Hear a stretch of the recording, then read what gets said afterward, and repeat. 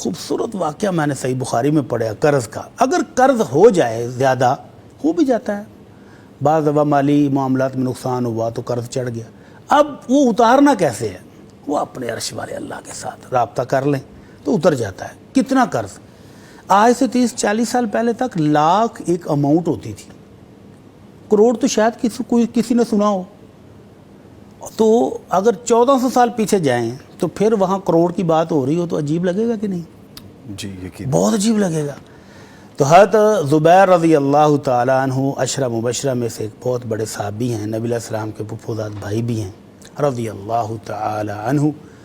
وہ ایک جنگ میں اپنے بیٹے عبداللہ سے کہتے ہیں, عبداللہ مجھے لگتا ہے کہ آج مجھے شہادت مل ہی جانی ہے. جی جی. تو بیٹا میرا قرض ہے وہ ادا کرنا.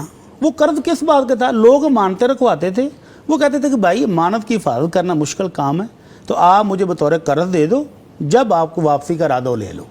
تو اس طرح سے وہ قرض لے رہے تھے لوگوں سے اور اللہ کی راہ میں تقسیم کرتے, خرچ کرتے, تو وہ قرض چڑھ گیا.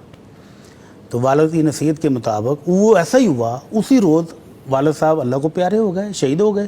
تو بیٹے کو نصیحت تھی کہ بیٹا سب سے پہلے میری جو وراثت ہے نا تقسیم نہیں کرنی, جائیداد کا اماؤنٹ لگا کے تو قرض اتارنا.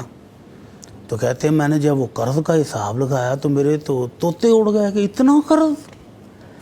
تو حضرت حکیم بن حزام رضی اللہ عنہ چچا جان ہیں, بزرگ ہیں, وہ آئے, بیٹا آپ کے ابا جی لوگوں کی مانتے رکھتے تھے تو وہ قرض کافی ہوگا, کتنا ہے؟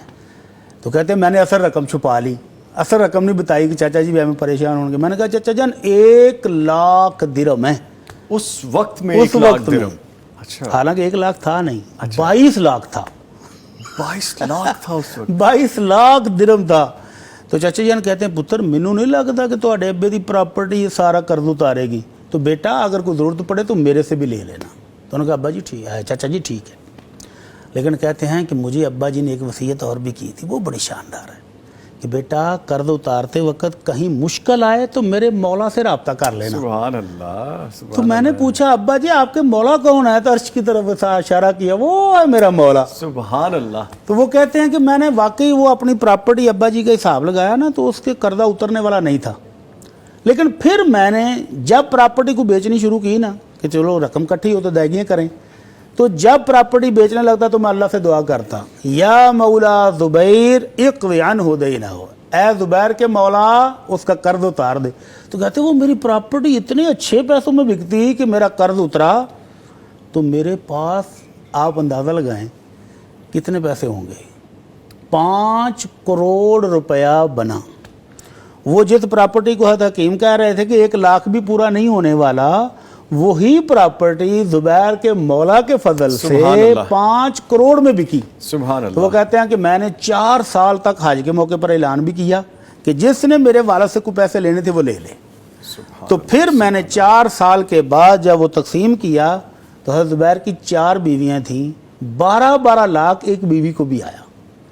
جو بچ گیا اس میں سے 12 لاکھ بیویوں کو بھی آیا اور پھر بیٹے اور بیٹیوں میں بھی جائیداد تقسیم ہوئی. سبحان اللہ. تو ہمیں بھی اس مولا کے ساتھ رابطہ رکھنا چاہیے. بے شک وہ قادر ہے ہر چیز پہ, وہ شہنشاہ ہے, وہ شہنشاہ ہے. بے شک وہی تو شہنشاہ ہے. ہاں جی وہی تو ہے. وہی تو شہنشاہ.